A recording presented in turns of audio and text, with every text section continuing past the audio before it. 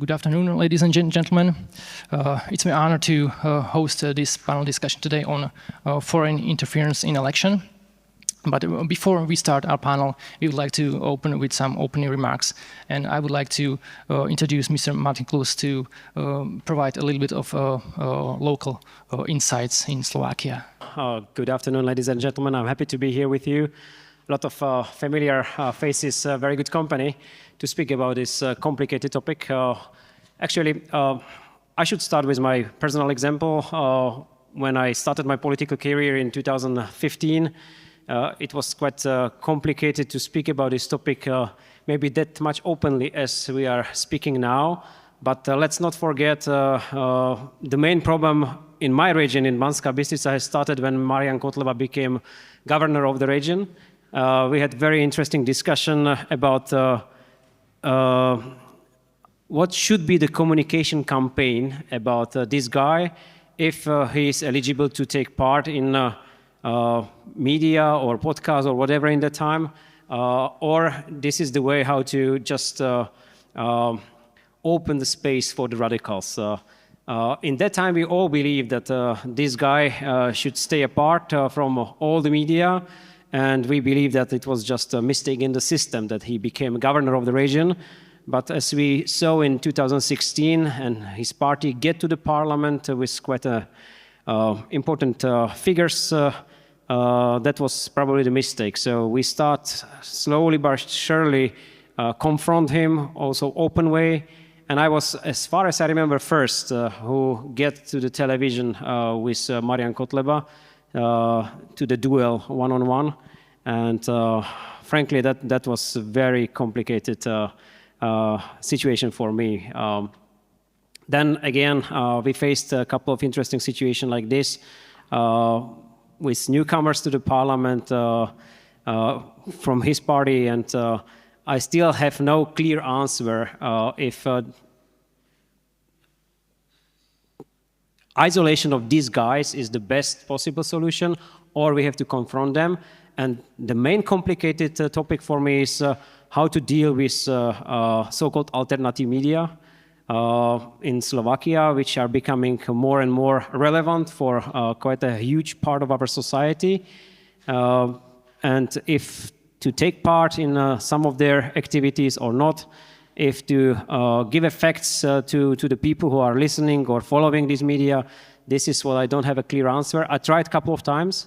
I know that it was not very popular, but I believe sometimes it's inevitable to speak on behalf of European Union or NATO and to speak to the people who are not following anything else except of these channels. And this is one of the core problems we are having in Slovakia, that according to our polls, at least 1/3 of the society don't trust media.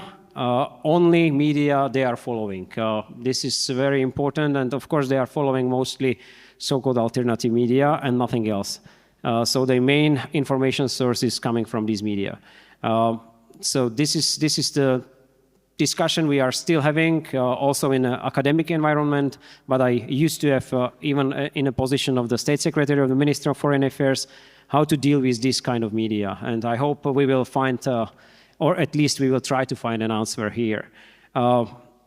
However, propaganda, disinformation and misinformation campaigns in Slovakia are very successful.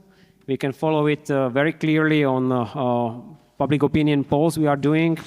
And as I mentioned, 1/3 of the society, I can easily say that we are close to 40% of the society which are heavily affected by the propaganda in different ways.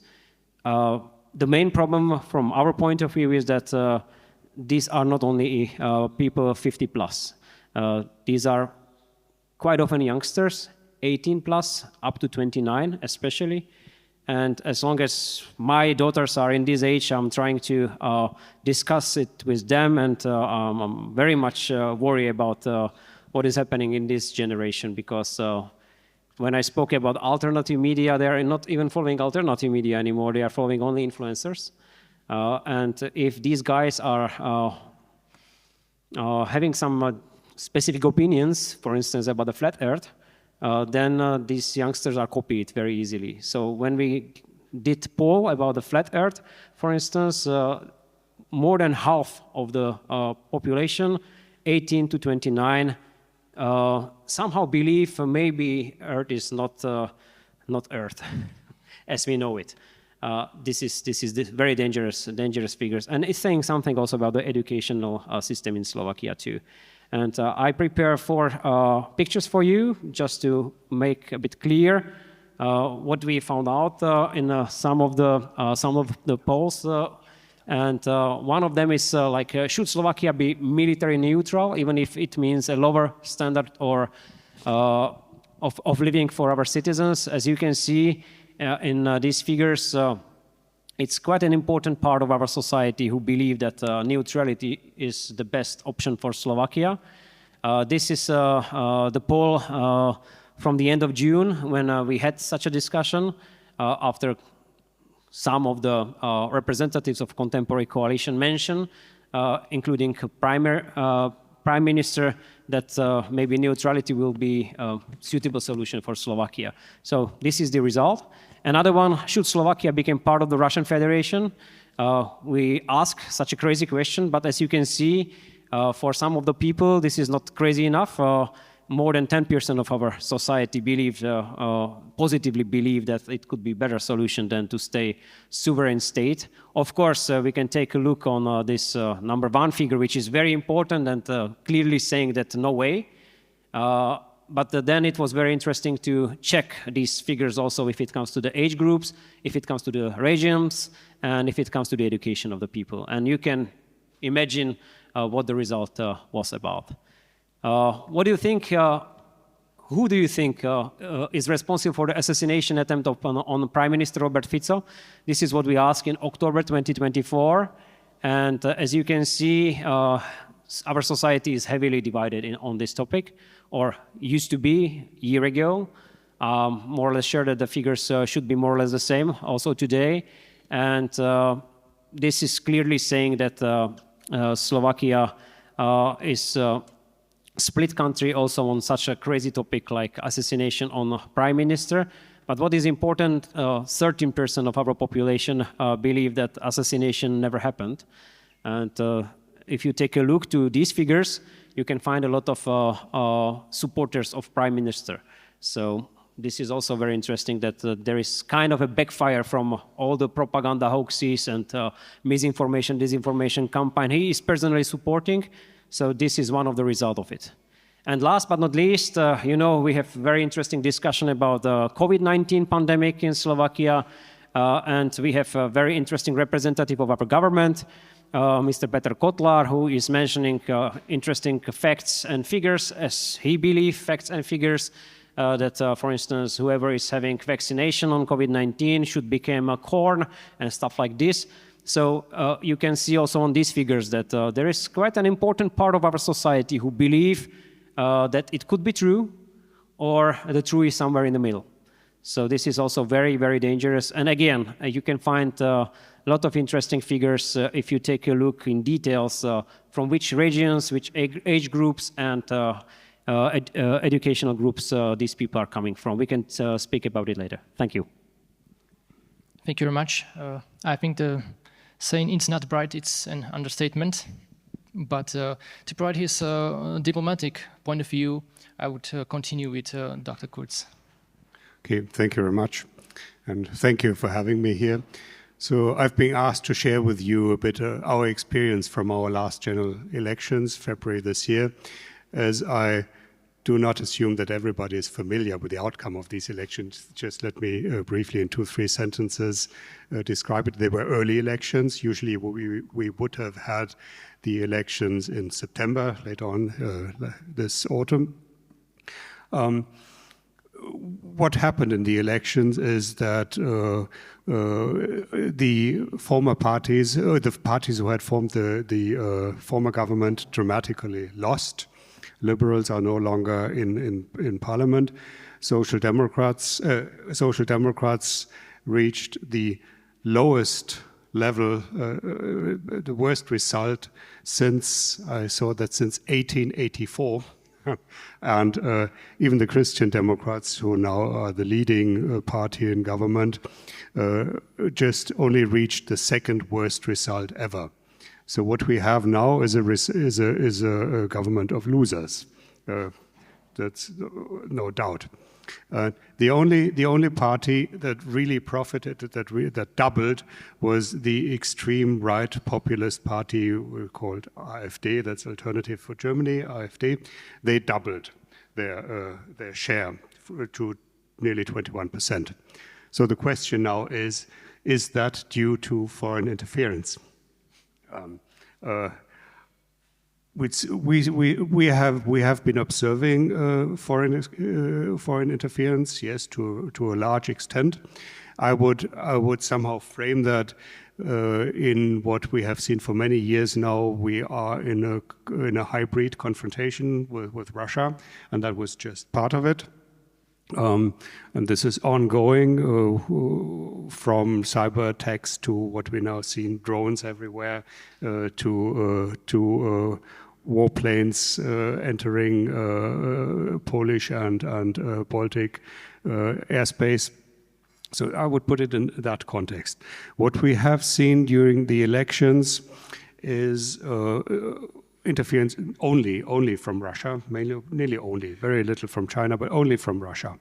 They were targeting especially those who already were open for Russian narrative, mainly with regard to the Russian aggression against Ukraine.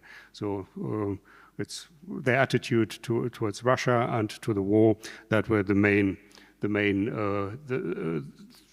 issues this interference was dominated by. What we saw from late end of last year, November, December, there was thousands of new fake accounts were set up on different platforms. Starting to share this kind of fake news. We saw as well faked newspapers, so pretending to be conventional normal newspapers, but faked. We had faked interviews, and we did have the spread of false information about politicians, especially the leaders of the Green Party, including our former Minister of Foreign Affairs, were affected by that. And what they tried to do is to undermine the credibility of the process altogether. Perhaps I may say, I asked the question: is the success of this extreme right party, is it due to the interference? Our assessment in the end is no. We think that these activities, mainly on social media, hardly had any effect at all. A very more or less funny example is that we saw more traffic the end of December, beginning of January, so approaching the elections. But this traffic was mainly among the fake accounts. They hardly got across that. That's our assessment. Hardly at all. These attempts to undermine the credibility were very immediately made public, shown that they had faked voting. What do we call them? Voting. Yes. So they showed it on photos of faked ballot papers. That was immediately discovered. And especially fake news about politicians, people laughed about it.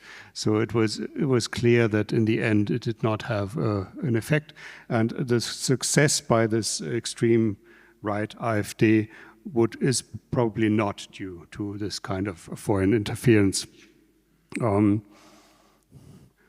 So there were mainly two objectives. They supported the pro-Russian, anti-Ukraine, anti-West tendencies we have, and it tried to undermine the credibility of traditional politicians, from the Green to the Conservatives. So that's in the end what we saw. But I don't think that in the end this is something very different. The German example is something very different from what you have been observing in many other countries. There was, I said, the influence came mainly from Russia, but I think it made it to international news as well, that we did have not secret, but very open interference from the other side of the Atlantic. I wanted to ask about that too, yeah. It's a bit strange that the American Vice President and Mr. Elon Musk very openly and repeatedly and again very strongly supported this party, AfD. I'm not sure whether this was to their advantage or perhaps even disadvantage. It was just strange, and it was very, very open. So perhaps for the first round, I may leave it with that. In the second round, I may share with you what we do against these kind of influence attempts. Thank you very much, Mr. Ambassador.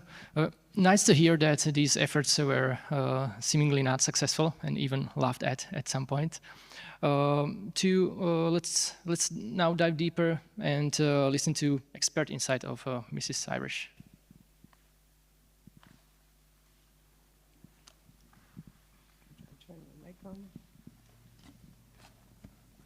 Well, it's a pleasure being here. Thank you for the invitation. For context, I'm here to provide an independent view. I am a Canadian. I did serve in the Canadian government for over 3 decades. But over the past 2 years, I've been the director of the Information Integrity Lab at the University of Ottawa, and it is in that capacity that I'm sharing some perspectives today. I'm going to focus on 2 issues. One is the experience that we had in foreign interference from our elections in 2019 and 2021, which were the subject of a public inquiry. And then also our experience with disinformation campaigns that were directed not so much against our democratic processes, but rather our democracy, the nature of our discourse. So I will be drawing a distinction between those 2 issues. And I do want to clarify also, sorry, but I'm not an academic, I'm a pracademic. But I do recognize that definitions have their use, so I am going to throw a couple at you. First of all, my lab looks at information integrity. So that's the frame which we sort of explore these different themes. So that is the accessibility of accurate, reliable, and trustworthy information. So I think there's 2 elements there that are important that I'll be getting at. One is accessibility. So the information ecosystem, the information available to citizens is an important issue. And the other is trustworthiness. So the degree to which these narratives are true or false. That's one kind of benchmark. That's the common benchmark for looking at disinformation. But the less common and the more nefarious is disinformation is manipulated information. So the algorithms, the way in which information is presented is distorted in a misleading way. And that makes it particularly nefarious.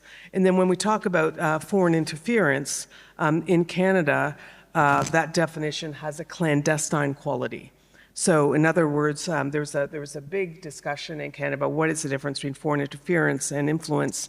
And one of the things that makes foreign interference more concerning is that it's clandestine. In other words, it's not necessarily attributed. And this makes it particularly misleading for a public who is confronted with narratives and they don't know the sourcing.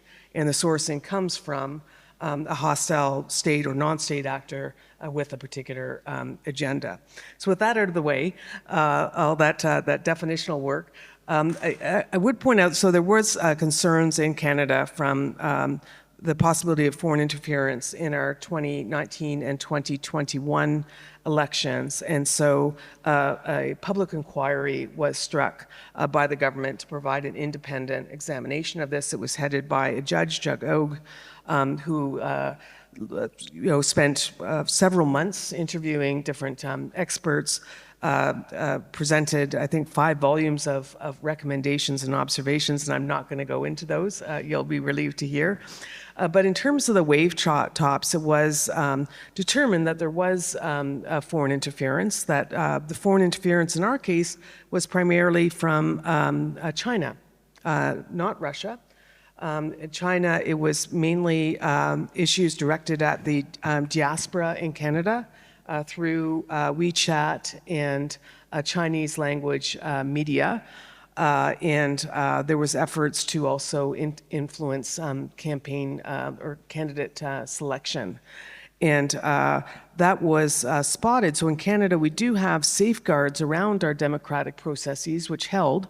We have a task force called the SITE Task Force, which consists of national security bodies and the Department of Global Affairs, which in Canada houses the rapid response mechanism that was set up by the G7 to share narratives and information around disinformation and foreign interference. So most of this was detected. It was determined that these methods did not actually change the outcome of the election, but were concerning. The reason Russia, in my view, was not caught up in the same degree in the study was because of the study's terms of reference. It was looking at foreign interference in the democratic processes. But even Judge Og, at the end of her commission, said that one of the most existential threats to our democracy is disinformation. And that's where, in Canada, Russia has been kind of a master.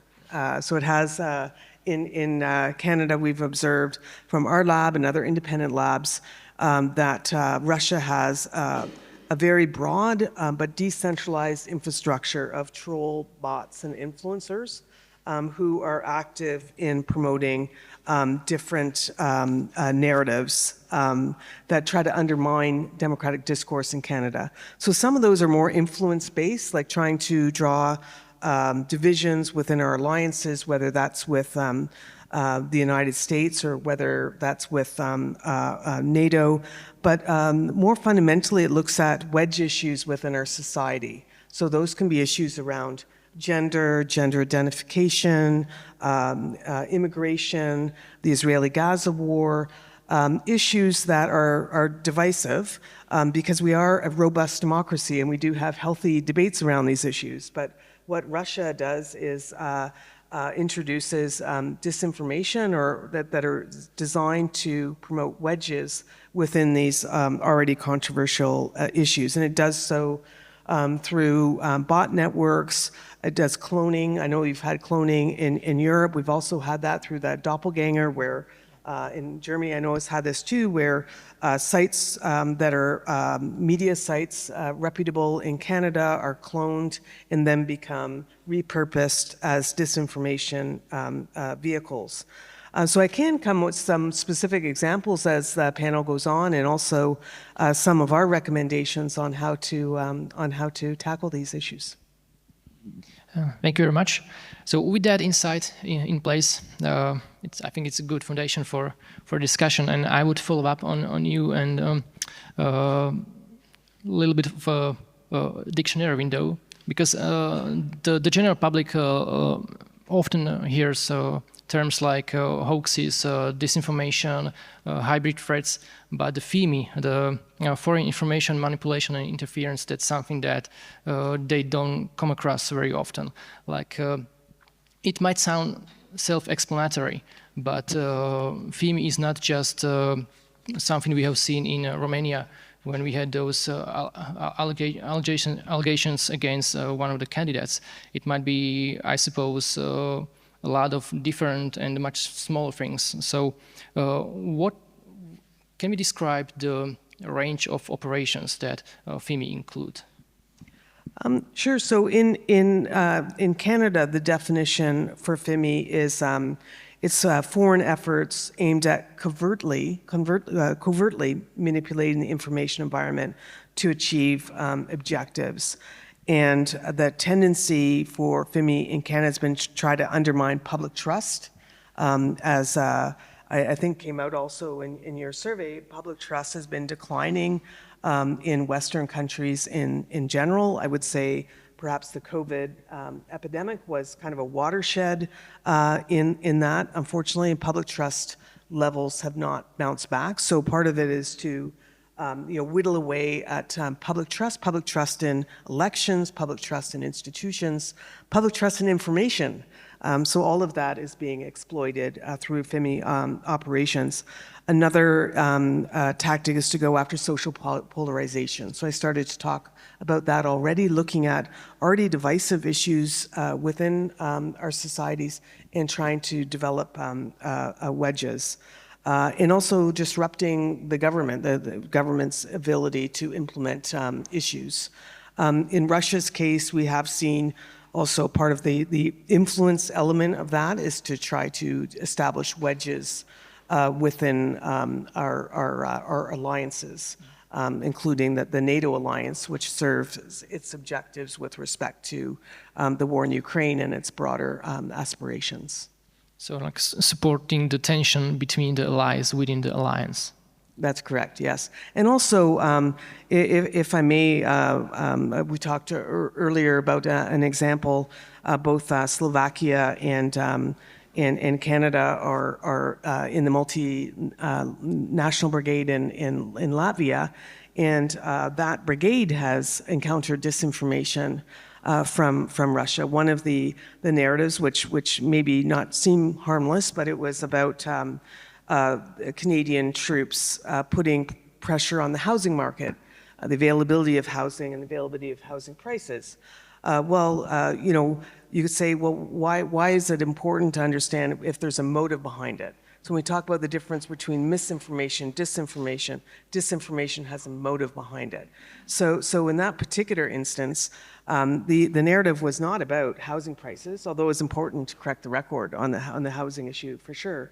But the narrative's intent was to draw a wedge between Canadian troops and the local population.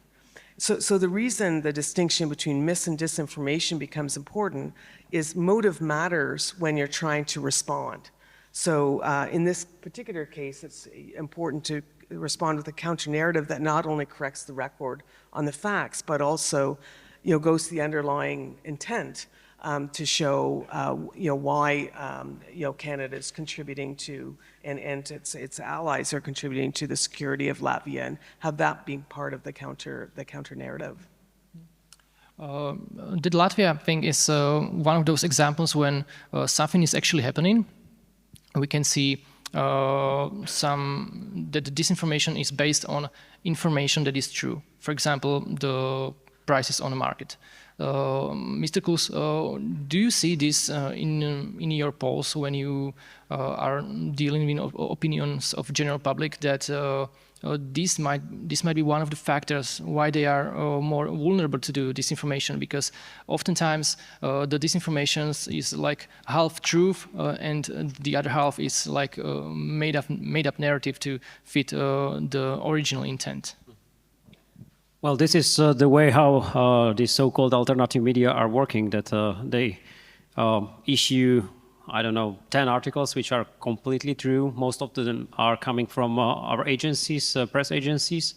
And then one of them is very complicated and, of course, very problematic. So people who are following these media are not able to manage if this is true or not. I have a couple of examples from my own family, including the youngsters, and this is very dangerous. This is the way how they are operating, and we saw in Moldova, for instance, in recent parliamentary and presidential election that it works very well in such a vulnerable society as Moldova is. The same Slovakia, according to the polls coming from Globsec, as far as I remember, Slovakia and Bulgaria are the most vulnerable countries if it comes to disinformation and misinformation campaigns. And it's also because of this. And last but not least, I have to be a bit critical. It has something to do with the money. If you have to pay for access to, for instance, Daily or Denigen or many others, which are trustful, and these misinformation, disinformation channels are for free, and this is creating a lot of troubles also for the people who are responding our polls. And as I said, we get to the situation when almost 1/3 of the society is, in principle, are not following regular media. They're having now a bit mess. What will happen with Slovak television and radio? Before it was completely against their will to follow it, but now, slowly but surely, with the new hires, it's becoming one of the main relevant sources of their information, according to the last poll we did. Yeah. Mr. Ambassador, I think it is important to clarify what can be considered as election meddling and what is just an ordinary support of our democratic allies, like internationally. Because even Slovakia supports some activities in different countries. I think on Balkan, for example, we had similar efforts from Britain, but even many other embassies in Slovakia. But the general public sometimes sees that or can't see the difference. Like when we are all blaming Russia for doing something and meddling into our affairs internally, they can see the difference. Why we are blaming them when somebody else is directly financially supporting activities in Slovakia?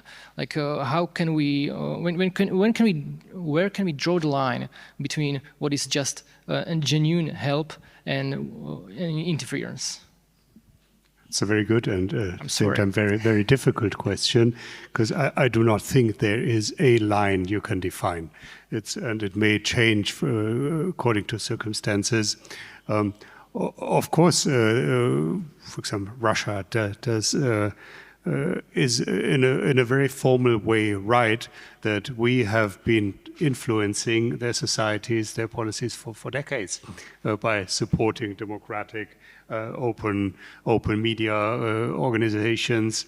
Of course, we did that, but it was never with the intention to undermine the society. Of course, they might have perceived it that way, but of course that was never the intention, to weaken Russia. But exactly what Russia is doing nowadays, and mainly Russia or China to a certain extent as well, is exactly undermining our societies, our organizations as NATO, as the EU, or parties or processes, institutions within our country. That's exactly what they're trying to do, to weaken them to their advantage. But drawing a line on a very formal view, that it's more or less the same, yes. But the intention makes the difference, I think. But it's not possible to really define a certain line where one thing started and the other ends. Maybe if you don't mind to add something. In 2023, I was part of the Eisenhower Fellowship Program, and my task was to deal with freedom of speech. How we understand freedom of speech in Europe because of the, for instance, Digital Service Act, and a couple of decisions we did in 2022, government I was part of, according to the Ukrainian war and this web stopping of this alternative media, if you remember that, and what's the perception of the freedom of speech if it comes to the United States and maybe Canada as well. And one of the main problems we get was to define what the freedom of speech really is. And my personal opinion, which I expressed a couple of times also at the European Council when we discussed Digital Service Act, is that okay, even if we get through the freedom of speech in the most general point of view as absolutely untouchable, Then we have to discuss freedom of speech if it comes to the bots and trolls and the fake profiles. Like our constitution gives us freedom of speech, but it doesn't give the freedom of people. speech for bots and foreign operators. Exactly. And this is what I'm saying repeatedly. If we will start with a checking of fake profiles, bots, and trolls on social networks, this will automatically, I believe, automatically solve at least 1/3 of the problem. Because these are the ones who are spreading fake news, disinformation, misinformation through these troll farms coming from Petrograd. It's a huge ecosystem.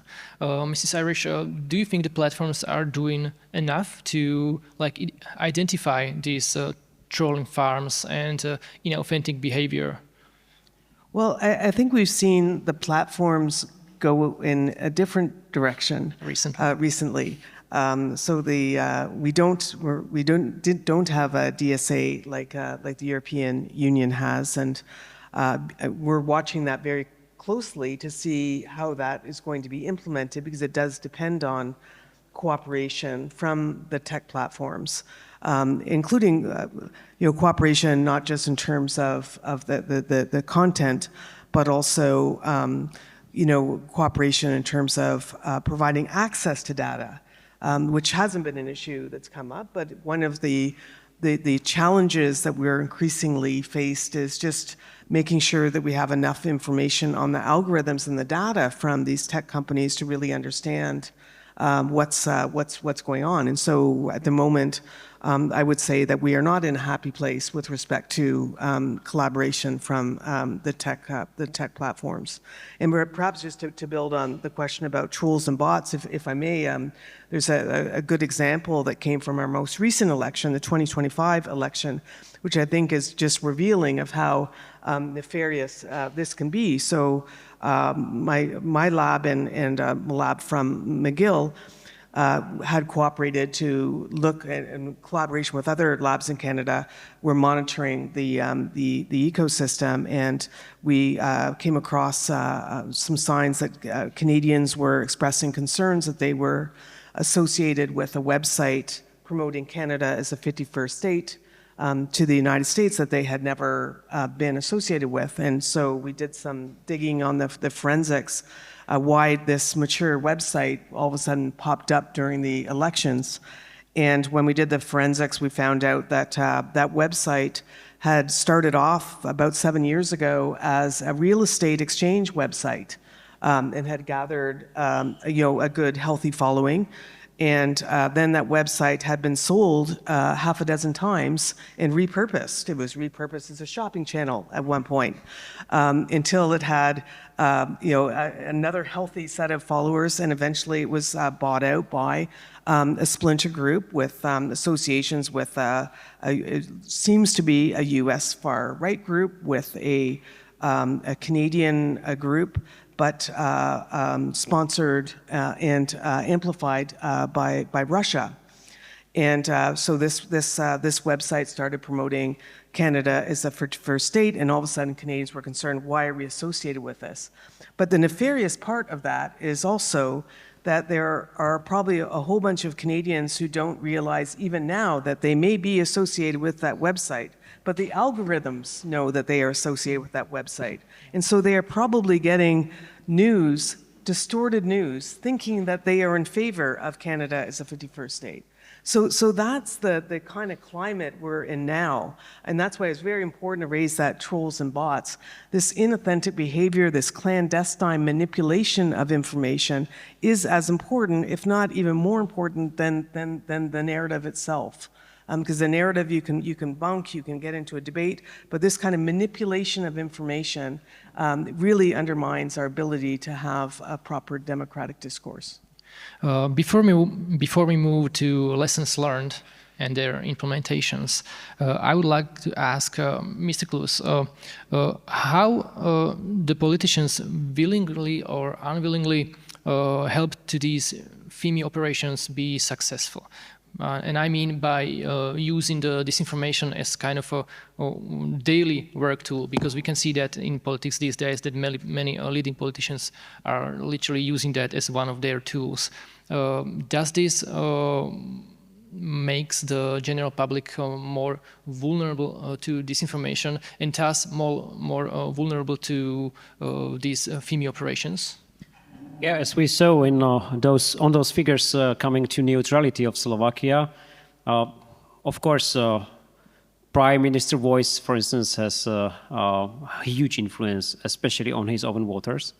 So if we take a look to the polls about the neutrality 1, 2, 3 years ago, of course, we will find the different figures. But he started kind of a discussion, at least inside his supporters group, and for some of them, this is very nice idea. And you can find a lot of interesting examples like this also if it comes to COVID-19. We saw what has happened with all the supporters of Prime Minister Fico and Mr. Blaha and many others who said, don't trust the government, take down your masks and don't get vaccine because then you will be chipped or something like that. So, of course, this helps a lot that Slovakia was one of the least vaccinated country in the European Union.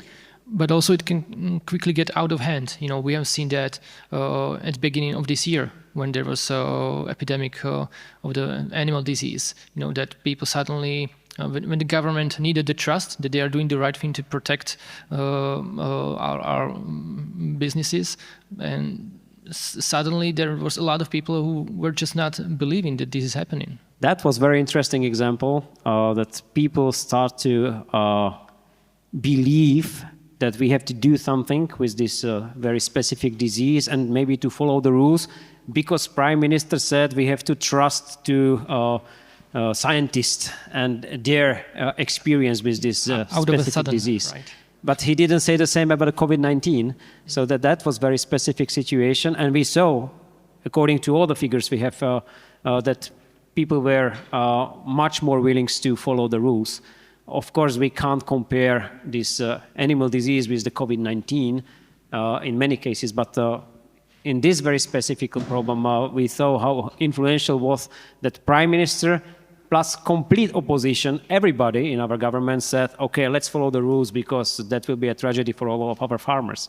Mr. Ambassador, you already mentioned the lessons learned. What are they and what did you learn? How are you incorporating that into your processes to protect the next election cycles, and how confident you are that you will succeed? I think during these elections and what we've seen has proved that we already have gone a long way.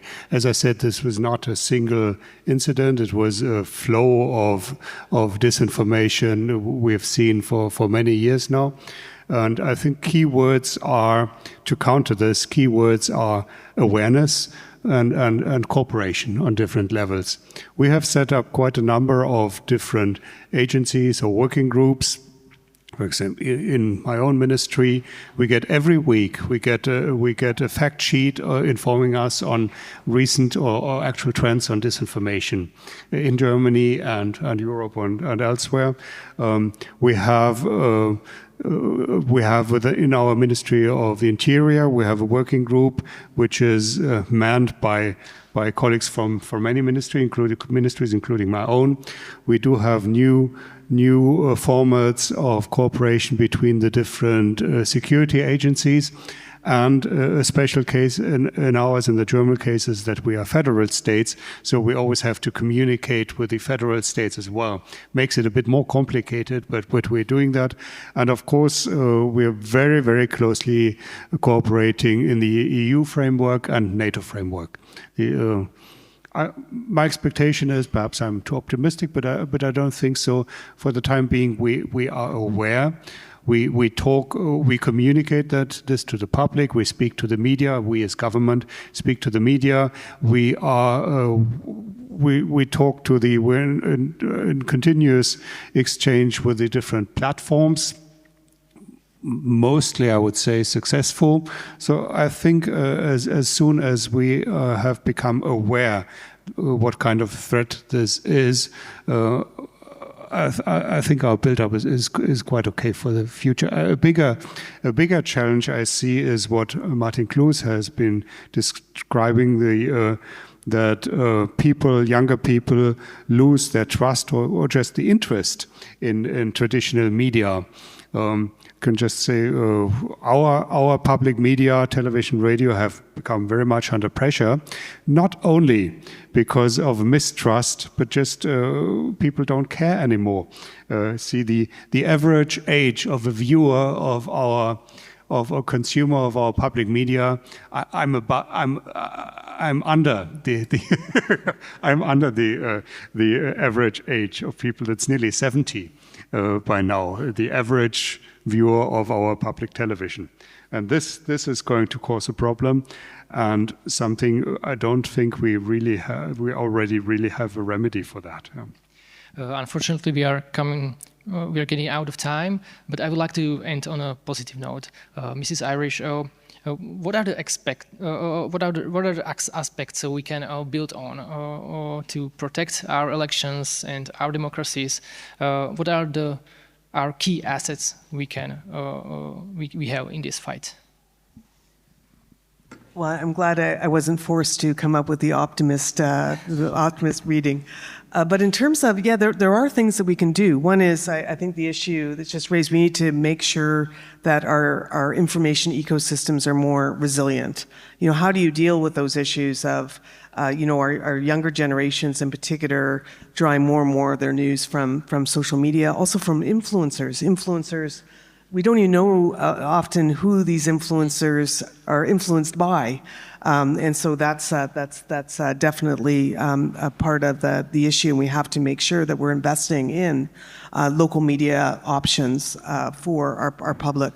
We also, can do a lot more in working with our citizens, and making sure that there's good digital literacy, good media literacy, and critical thinking, because ultimately they are the democracy, our citizens, right? So they need to have the tools to make their own decisions, and they need to have the tools to be able to discern, what is true and what is false and what is germane to their decision making. So we need to definitely empower them. I think we also need to do more amongst democracies. We know a lot more now about the narratives of the hostile actors who are using disinformation, information warfare campaigns against us. So we need to start making sure we understand those narratives, what their impact is, and also the tactics, techniques, and procedures by which they manipulate our information environment, and be a lot more bold about how we disrupt those, like going after their personas, going after their monetary system, making sure we have a common language for understanding the threat. So we can't be passive. We need to take this threat extremely seriously, and we need to make sure that our publics understand kind of what's at stake for them too. Thank you very much. Unfortunately, our time is up. Therefore, I would like to thank you one more time, Mrs. Jennifer Irish, Dr. Thomas Kurz, and Mr. Martin Klus. Thank you very much. Thank